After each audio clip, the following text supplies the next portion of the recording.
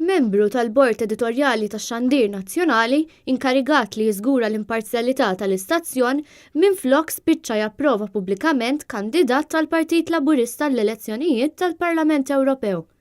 Il-kandidat u editur preċedenti tal-Orizzont, Joseph Caruana, ippubblika filmat li juri lil Charles Flores, membru tal-Bord Editorjali tal-PBS, fejn ifaħru pubblikament. Il-filmat joħroġ ftit xhur wara li Flores f'Novembru li għadda uża l-opinjoni tiegħu fuq l-Orizzont sabiex jirredikola lil kap tal-Oppożizzjoni. Minkejja li fil-filmat jagħmel eloġju sħiħ lill-kandidat tal-Partit Laburista, l-avukat tal-Bord Editorjali Joseph Refalo ddefendih. Mistoqsi minn The Times of Malta, Refalo ddikjara li Flores mhux qed jifavorixxi partit jew ieħor.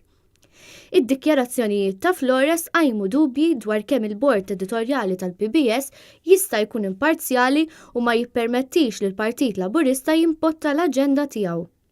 Tantu hekk li wara l-elezzjoni tal-2017, delegazzjoni tal-Organizzazzjoni għas-Sigurtà l-Kooperazzjoni fl-Ewropa kienet ġiet f'pajjiżna u wara li analizzat li l-pajjiżna kienet issuġġeriet li ssir reviżjoni tar-regoli għal ħatra tal-membri tal-Broadcasting Regulator b'mod li tissaħħaħ l-indipendenza sabiex tiżdied il-fiduċja pubblika.